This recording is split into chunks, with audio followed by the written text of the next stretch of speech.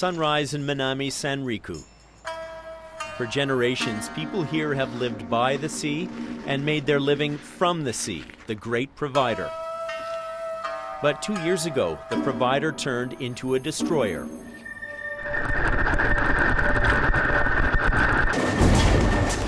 March 11, 2011. 2:46 in the afternoon, a magnitude 9 earthquake struck, the biggest earthquake in the recorded history of Japan.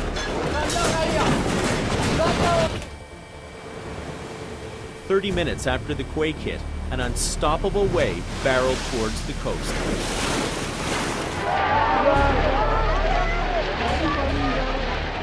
Minamisanriku, located just 80 kilometers from the quake's epicenter, didn't stand a chance.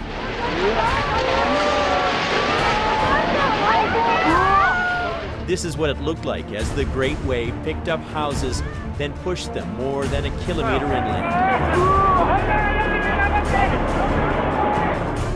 In less than a minute, more than 3,000 homes and businesses were crushed, then clawed back into the ocean.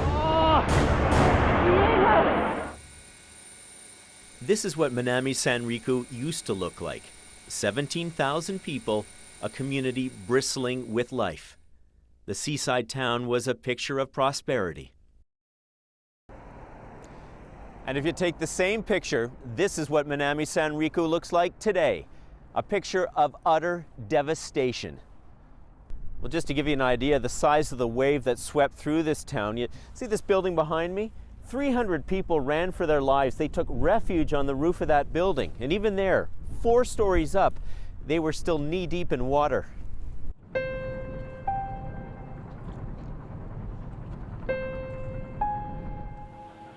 There are only a few structures left standing near the sea, grim reminders of the past. People here call them ghost buildings. Like the Disaster Prevention Center.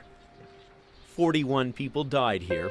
The only people who survived had to hold on to the antenna as the water rose around them. Now it's a makeshift shrine, a monument to the incredible loss.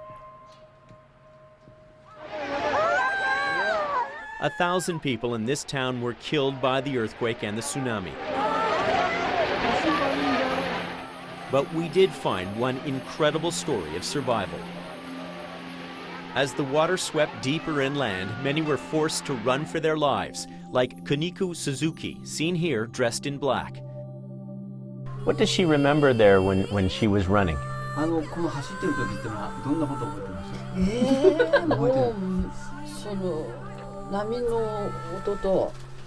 Noise. I heard terrifying noise, tearing, crushing, cracking, all the time getting closer. I felt the waves were getting very close. She couldn't outrun the wave. But in a rare moment of mercy, the water washed her up on a bank.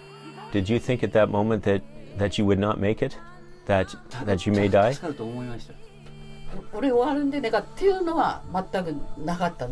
I didn't really think about dying. I was just desperately running, and the waves tripped me up.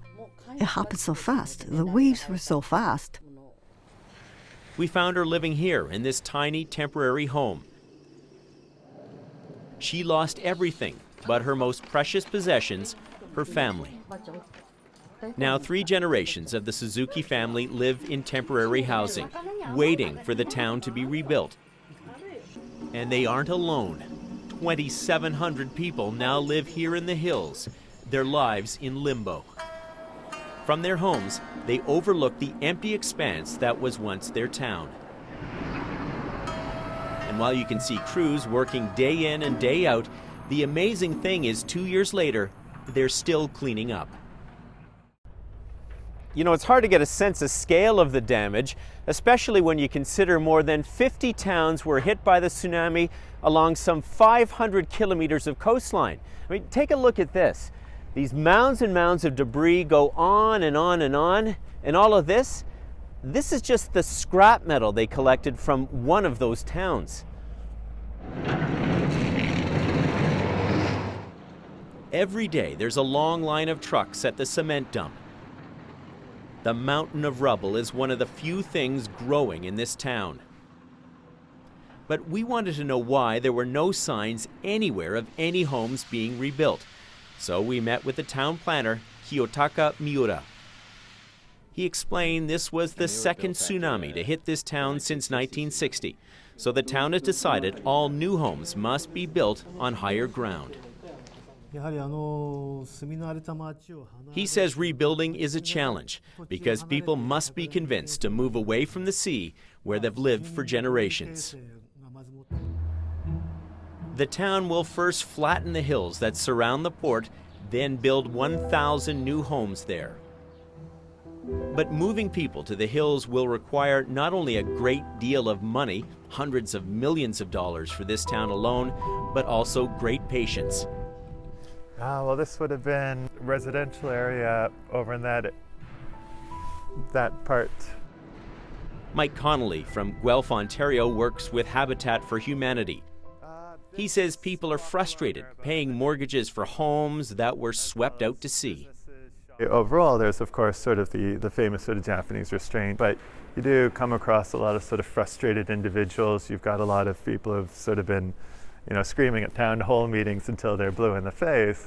But even along sort of the scale, there's times when I was, outraged at the government, like, why isn't anything getting done? Why isn't anything moving? This is ridiculous. And then you actually look into the details and you find out what the roadblocks are. You find out what the challenges are. You think any government would be phenomenally challenged by that, especially on this 400-kilometer wide scale. The Suzukis have been told they could be living in this cramped home for 10 more years. But they don't see this as a burden. They see this as part of their responsibility. A new town is to be built.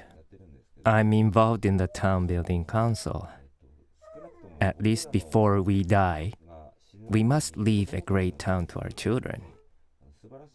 That's a mission for those of us who survived. And though she has her own grandchildren to mind, Mrs. Suzuki also volunteers to check in on neighbors. Those who aren't as lucky as she is, the people who now live alone, their families swept away by that great wave.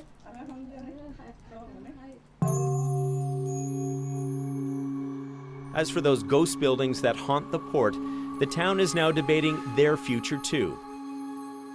Some want to tear them down, while others say they should stand as a lesson for future generations to respect and remember the unstoppable power of the sea. Mark Kelley, CBC News, Minamisanriku, Japan.